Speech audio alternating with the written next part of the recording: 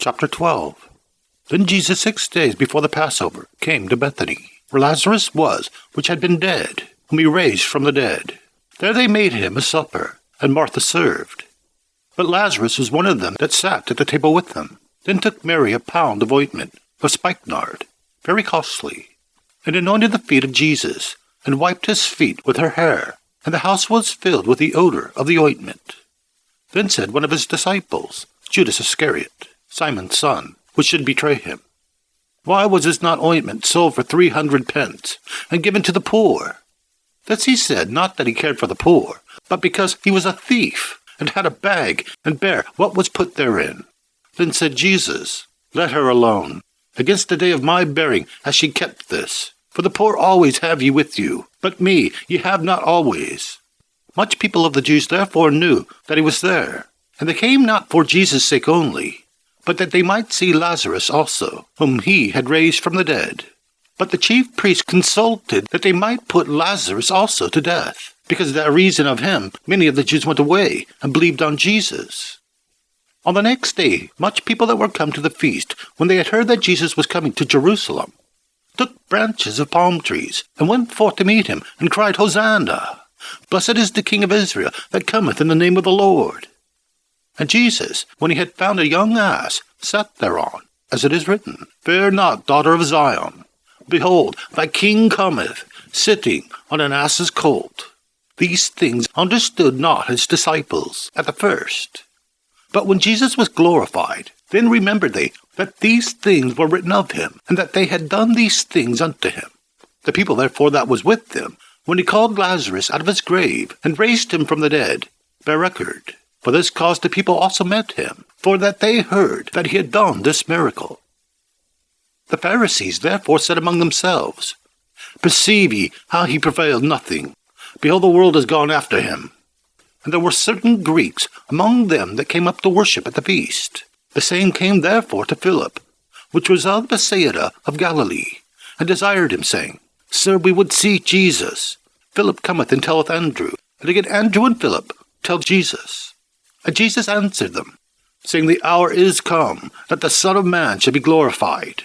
Verily, verily, I say unto you, except that corn of wheat fall into the ground and die, it abideth alone. But if it die, it bringeth forth much fruit. He that loveth his life shall lose it, and he that hateth his life in this world shall keep it unto life eternal. If any man serve me, let him follow me. And where I am, there shall also my servant be. If any man serve me, him will my Father honor. Now is my soul troubled. And what shall I say? Father, save me from this hour. But for this cause came I unto this hour. Father, glorify thy name. Then there came a voice from heaven, saying, I have both glorified it, and will glorify it again.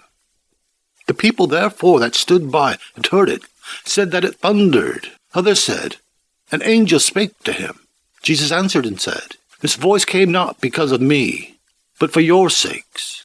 Now is the judgment of this world. Now shall the prince of this world be cast out. And I, if I be lifted up from the earth, will draw all men unto me. Thus he said, signifying what death he should die. The people answered him, We have heard out of the law that Christ abideth forever. And how sayest thou, the Son of Man must be lifted up? Who is this Son of Man?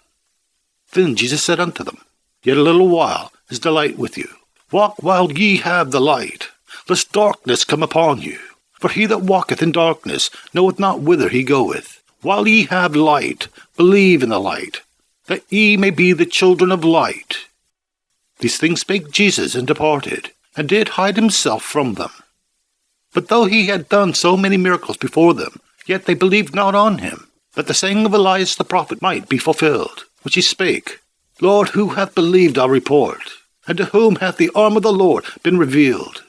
Therefore they could not believe, because Isaiah said again, He hath blinded their eyes, and hardened their heart, that they should not see with their eyes, nor understand with their heart, and be converted, and I should heal them.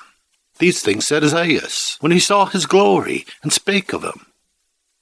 Nevertheless, among the chief rulers also many believed on him. But because the Pharisees did not confess him, lest they should be put out of the synagogue, for they loved the praise of men more than the praise of God, Jesus cried and said, He that believeth on me, believeth not on me, but on him that sent me. And he that seeth me, seeth him that sent me. I am come a light into the world, that whosoever believeth on me should not abide in darkness.